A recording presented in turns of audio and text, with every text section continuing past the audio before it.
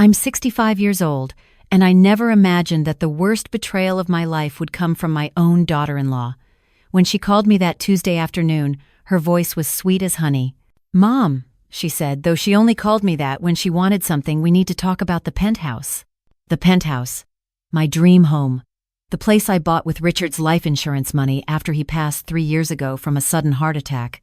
Richard and I had been married for 38 years. We'd saved every penny, planning for retirement, dreaming of traveling the world together. Instead, I got a check for $850,000 and a hole in my heart that would never quite heal. I used that money to buy a penthouse in downtown Seattle. Floor-to-ceiling windows overlooking Elliott Bay, 2 bedrooms, 2.5 baths, a chef's kitchen Richard would have loved. It was my fresh start. My way of honoring his memory by finally living, not just existing. "What about it, Vanessa?" I asked, already feeling a knot forming in my stomach. "Well, Kevin and I have been talking." Kevin, my son, my only child. The boy I raised alone for 5 years after his father, my first husband, walked out on us. The child I worked 2 jobs to put through college. We really need a place in the city for entertaining. You know, for Kevin's career. He's up for partner at the firm, and we need to host clients, make impressions. I felt my chest tighten. "Vanessa, this is my home." "Of course it is, Mom. We're not asking you to leave. We just thought, well, the basement has that storage room with the bathroom. It's actually quite spacious. You could set up a little apartment down there. Think about it, no stairs to climb. You're getting older. And we'd be right upstairs if you needed anything." The storage room. A windowless box in the basement with concrete walls and a utility toilet. I'd been using it to store Richard's old tools and Christmas decorations. "Vanessa, I'm 65, not 95. I don't need—" "The thing is, Mom, we've already told some people we're moving in this weekend. Kevin's senior partners, some important clients. It would be really embarrassing if we had to cancel. You understand, right? This is for Kevin's future. For our future. For your grandson's future." "Ah, yes. Little Mason. My 3-year-old grandson. The carrot they always dangled when they wanted something." "I'll think about it," I said, my voice barely steady. "Great. We'll bring the truck Saturday morning. Love you, Mom." She hung up before I could respond. I sat in my living room, the one with the view of the Space Needle, and felt something I hadn't felt in years. Not since Richard's funeral. Not even then, really. I felt utterly, completely alone. But there was something else, too. A small voice in the back of my mind whispering that this wasn't right, that this wasn't normal, that daughters-in-law don't call their husbands mothers and demand they move into storage rooms. I called my sister, Patricia, in Portland. She said, "What?" Patricia's voice could probably be heard in Canada. "Margaret, tell me you said no." I said I'd think about it. "Think about it?" "Maggie, you're going to live in a basement storage room in your own house so your daughter-in-law can play hostess? Have you lost your mind?"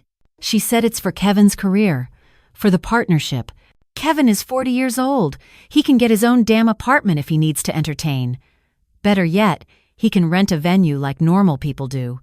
This is insane, and you know it. Deep down, I did know it. But there was this other part of me, the part that remembered Kevin as a little boy crying because his father left, the part that had sacrificed everything to give him opportunities. That part couldn't quite say no. She implied they might not let me see Mason if I don't cooperate. Patricia was silent for a moment. "That's emotional blackmail, Maggie. That's manipulation. You know that, right? I don't want to lose them. They're all I have left. Then they should be treating you like gold, not garbage." But I didn't call Vanessa back that night. Or the next day. On Friday, Kevin called. "Hey, Mom." His voice was tight. "Vanessa says you're being difficult about this weekend." "Kevin, sweetheart, I just don't think—" "Mom, I don't have time for this. The moving truck is reserved. People are coming. Can you please not make this harder than it needs to be? You know how important this is for my career." "But Kevin, it's my home. Richard's insurance money bought this place. Dad's been gone for 3 years, Mom. You need to move on. And honestly, this place is too much for you anyway. Too many stairs, too much space. The storage room is perfect, everything on one level, no maintenance. We're doing you a favor." "We're doing you a favor." Those words echoed in my head long after Kevin hung up. That night, I couldn't sleep. I kept thinking about how we got here. Kevin had always been a good son. Ambitious, yes. A little entitled, maybe. But Vanessa, I remembered the first time Kevin brought her home 6 years ago. Beautiful, charming, with a smile that never quite reached her eyes. At their wedding, her own mother pulled me aside and said, "Good luck, you're going to need it." I should have listened. Saturday morning arrived too quickly. At 9 a.m., I heard the truck pull up. I had spent the night packing a small bag, moving mechanically, like I was watching myself from outside my body. Vanessa swept in wearing designer athleisure and oversized sunglasses. "Mom! There you are. We brought some people to help move furniture. Where should we start?" "Vanessa, I need to talk to you and Kevin. This isn't—" "Not now, Mom. We have people coming at noon. Kevin's already showing the master bedroom to the Hendersons. They're thinking about buying the penthouse next door. First impressions matter." "Wait, what? You invited people here already?" "Of course. Kevin's partners need to see the space, meet the right people. Networking, Mom. You wouldn't understand, it's a business thing." Something in her tone, that casual dismissiveness, made something inside me crack. Not break, not yet, but crack. I watched them move through my home like locusts. Vanessa directed movers to replace my comfortable furniture with her modern pieces. My photos of Richard came down. Her abstract art went up. My kitchen, where I'd spent hours perfecting Richard's favorite recipes, became her staging ground for catered food. "The storage room is this way, Mom." Kevin appeared at my elbow, not meeting my eyes. I had someone set up a bed and a TV. "It's not so bad." I followed him down the stairs I'd climbed countless times to do laundry. The storage room door was open. Someone had indeed put in a twin bed, a small TV on a folding table, and a lamp. My boxes were stacked along one wall. "See? Cozy." Kevin's voice was hollow. He knew. On some level, he knew this was wrong. "Kevin," I said quietly, "what happened to you?" He finally looked at me. For just a second, I saw my son, the real Kevin, flicker across his face. Then it was gone. "I have to get back upstairs. Vanessa needs me." I spent that first night lying on that twin bed, staring at the concrete ceiling, listening to music and laughter from my living room. My penthouse, my fresh start. Around midnight, I heard Vanessa's voice, loud and clear through the heating vent. "Did you see her face? God, she actually thought she could keep this place to herself. A widow in her 60s doesn't need a penthouse. She should be grateful we're letting her stay at all. My mother would have put her in a home by now." Laughter. Multiple voices laughing. "Kevin, you've handled this perfectly. Once she signs the deed over, we can—" A hand covered the vent, muffling the rest. But I'd heard enough. I sat up in that narrow bed, my heart pounding. Not with sadness anymore, with something else entirely. Anger. And with anger came clarity. The next morning, I made a decision. I would not confront them. Not yet. I would do something better. I would investigate. I started with Vanessa's background. In all the years she'd been with Kevin, I'd never really looked into her past. She said she grew up in Connecticut, went to NYU, worked in marketing, standard story. But when I searched her name, something odd came up. A news article from 4 years ago about a woman named Vanessa Hartley, her maiden name, involved in a lawsuit.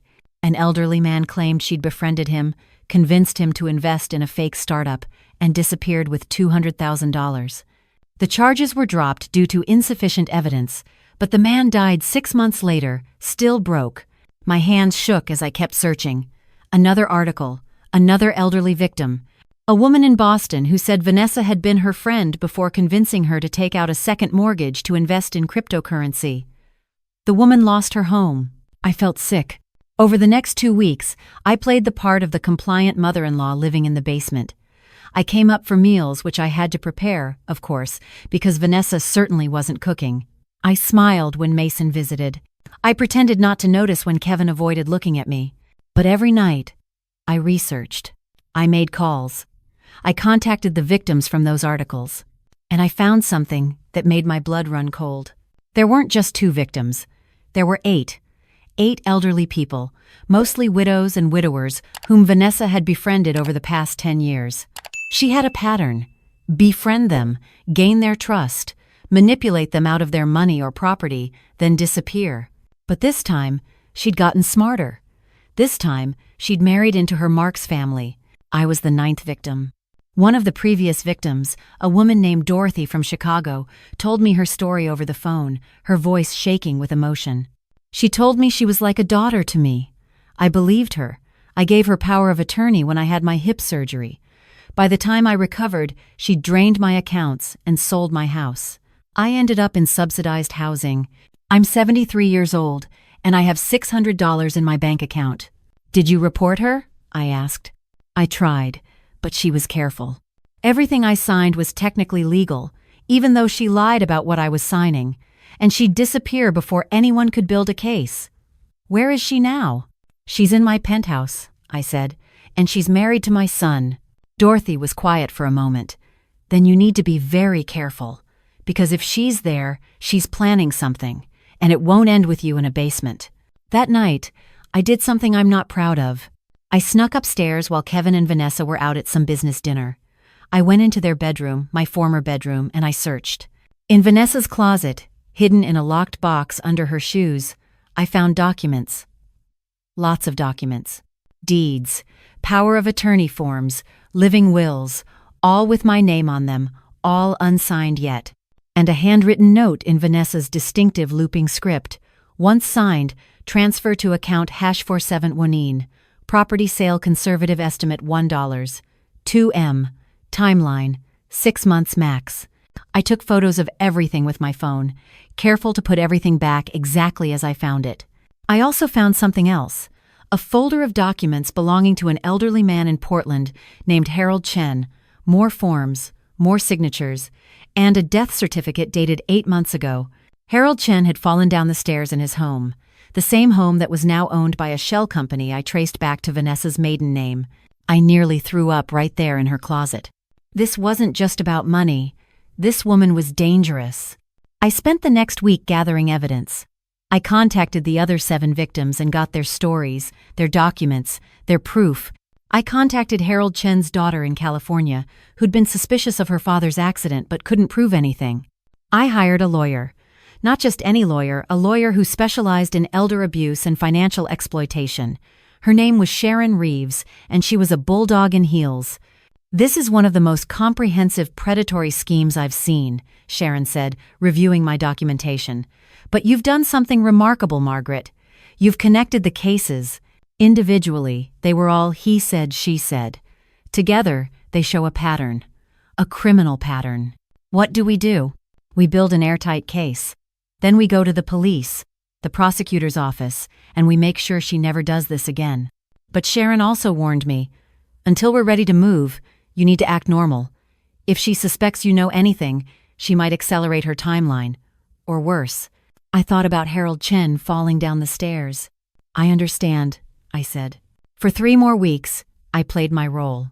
The grateful mother-in-law in the basement.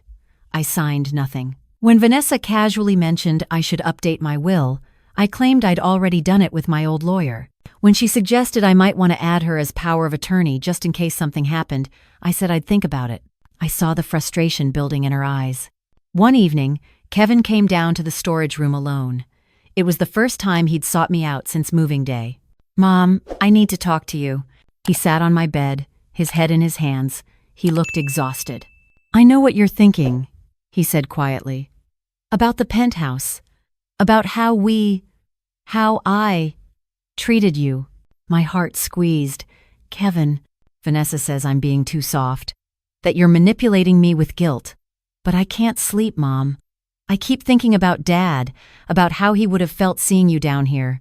Your stepfather loved you like his own son," I said gently. "I know. And I've betrayed both of you." Tears ran down his face. "Vanessa keeps saying it's temporary, that it's for my career, that you're fine with it. But I see your face at dinner. You're not fine." "No, Kevin, I'm not. I want to fix this. I want to tell her we're moving out, that this was wrong, but..." He looked at me with something like fear. "She scares me, Mom, the way she looks at me when I disagree with her. The things she says about what she could do if I left her, about Mason, about my career." This was my moment. I could tell him everything right now, show him the evidence, save him from her. But Sharon's words echoed in my mind. If she suspects anything, she might accelerate. Kevin, I said carefully, I need you to trust me. Can you do that? He nodded. Go back upstairs. Act normal. Don't tell Vanessa we had this conversation. And in a few days, there's going to be some changes. I need you to remember that I love you, no matter what happens. Okay? He looked confused but nodded. Okay, Mom. I love you too. After he left, I texted Sharon, we need to move now. She's getting suspicious, and I think she's manipulating my son too. Sharon's response was immediate. Meeting with prosecutor tomorrow. Thursday we move. Thursday arrived. I woke up early, dressed in my best outfit, a navy suit Richard had always loved, and waited. At 10 a.m., there was a knock at the penthouse door. I heard Vanessa answer, her voice sugary sweet. Can I help you? Mrs. Vanessa Morrison? I'm Detective Sarah Chen with Seattle PD. This is my partner, Detective Rodriguez. We'd like to ask you some questions. I came upstairs. Kevin was standing in the living room in his work clothes, looking confused. Vanessa's face had gone pale. What's going on? Kevin asked. Margaret? Detective Chen looked at me. Are you ready? I nodded. For the next 4 hours, my penthouse became a crime scene of a different sort. Detectives, a prosecutor, Sharon, and eventually the 7 other victims I'd tracked down. They all came. Dorothy from Chicago, showing documents of how Vanessa had stolen her home. James from Phoenix, with proof of the fake investment scheme. Harold Chen's daughter, with evidence suggesting her father's death wasn't accidental. And me, with documents showing Vanessa's plan to do the same thing to me. Kevin stood frozen, watching as his wife's true nature unfolded before him.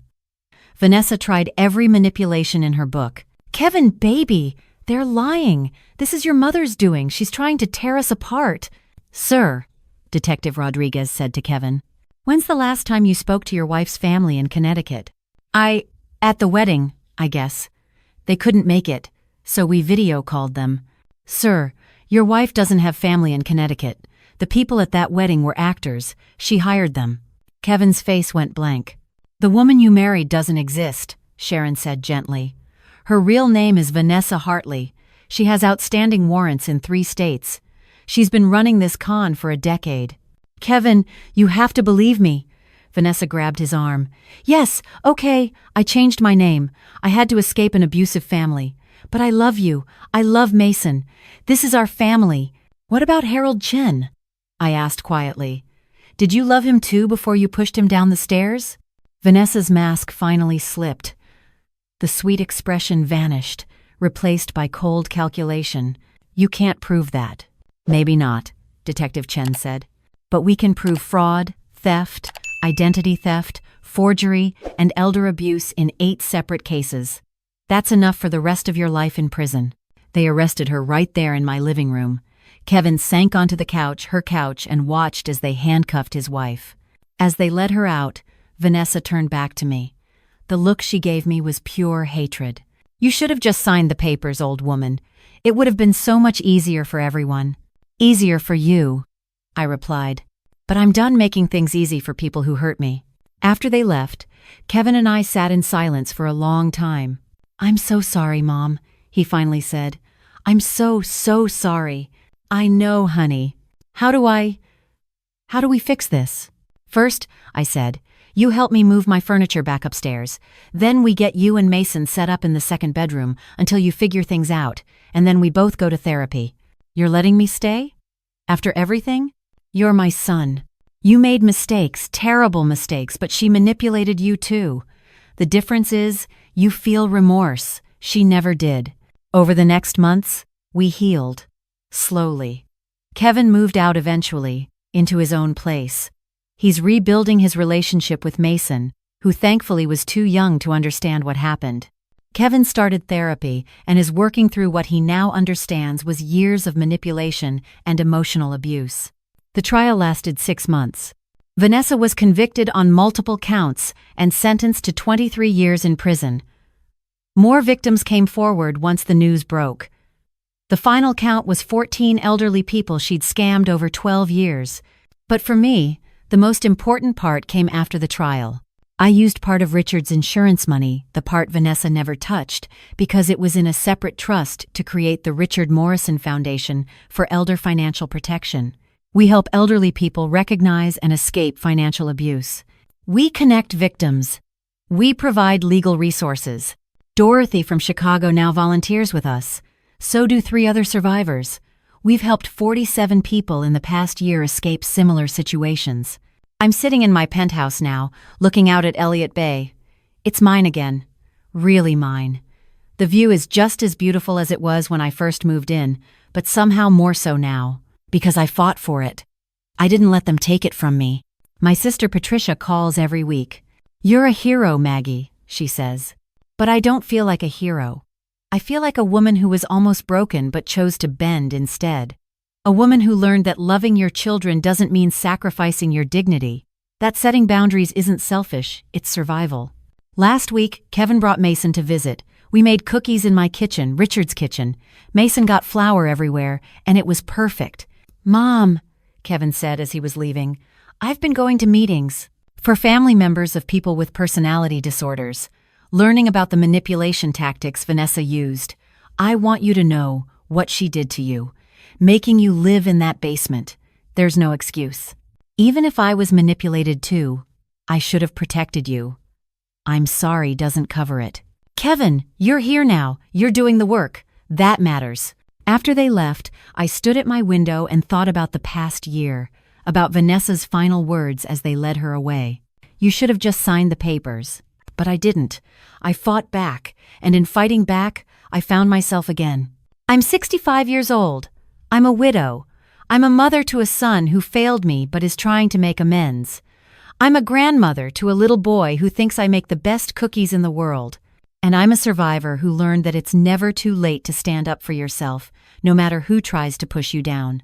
Even if they try to push you into a storage room in your own home. My home. My money. My dignity. My choice. And I chose to fight.